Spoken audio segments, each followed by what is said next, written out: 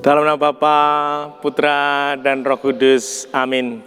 Ibu bapak, saudari-saudaraku yang terkasih, salam bantul kasih, berkah dalam. Kembali kita berjumpa dalam renungan harian Senin 4 Mei 2020. Kita kembali akan mengambil dari Injil Yohanes 10 ayat 11 sampai 18.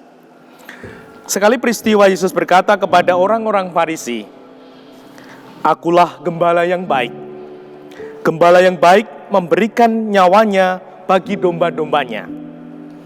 Sedangkan seorang upahan yang bukan gembala dan yang bukan pemilik domba-domba itu sendiri, ketika melihat serigala datang, meninggalkan domba-domba itu lalu lari. Sehingga serigala itu menerkam dan mencerai beraikan domba-domba itu.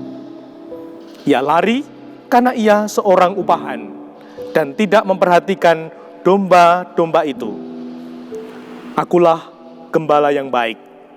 Aku mengenal domba-dombaku dan domba-dombaku mengenal aku. Sama seperti Bapa mengenal aku dan aku mengenal Bapa. Dan aku memberikan nyawaku bagi domba-dombaku. Ada lagi padaku domba-domba lain yang bukan dari kandang ini. Domba-domba itu harus kutuntun juga, dan mereka akan mendengarkan suaraku, dan mereka akan menjadi satu kawanan dengan satu gembala. Bapa mengasihi aku, oleh karena aku memberikan nyawaku untuk menerimanya kembali. Tidak seorang pun yang mengambilnya daripadaku, melainkan aku memberikannya menurut kehendakku sendiri. Aku berkuasa memberikannya dan berkuasa mengambilnya kembali. Inilah tugas yang kuterima dari Bapakku." Demikianlah Injil Tuhan.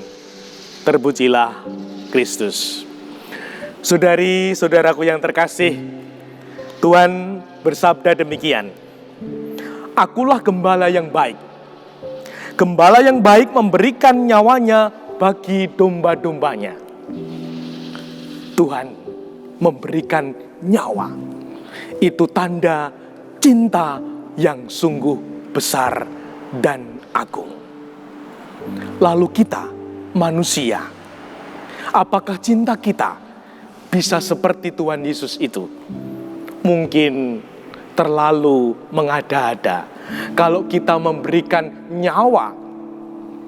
Maka dari itu akan saya berikan renungan sebuah kisah nyata.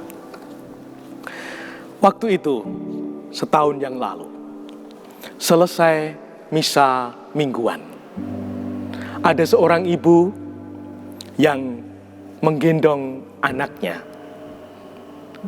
mendekati dan matur, "Romo, saya boleh ketemu sebentar?" Lalu kita menuju ruang tamu. Lalu ketika sampai di ruang tamu, "Monggo Bu, mau ngendikon nopo?" Ibu ini kemudian berkata, "Romo, saya minta berkat untuk anak saya ini. Anak saya ini usia 4 tahun. Namun bicaranya juga belum lancar. Karena anak saya ini ABK, anak berkebutuhan khusus. Bahkan setiap hari bisa menghabiskan energi kami. Namun kami tetap berusaha dan tetap menjaga. Sering saya menemani sampai jam 2, jam 3 pagi. Karena Tuan Putri ini baru tidur jam segitu, Rom. Lah, ndak gantian sama suami. saya berkata demikian. Tidak Romo. Selagi saya masih kuat, saya akan menemani dia. Nanti kalau saya ambruk, sakit, baru saya minta diganti. Saudari-saudaraku yang terkasih, bahkan seorang ibu yang anaknya sakit bisa berdoa demikian. Tuhan, sembuhkan anak saya. Aku saja yang sakit. Itulah pribadi yang sungguh menghayati cinta gembala. Aku gembala yang baik memberikan nyawanya bagi domba-dombanya. Ibu tadi menemani anaknya yang baru tidur sampai jam 2, jam 3 pagi. Ditemani, disayangi, dijaga, dirawat dengan sepenuh hati.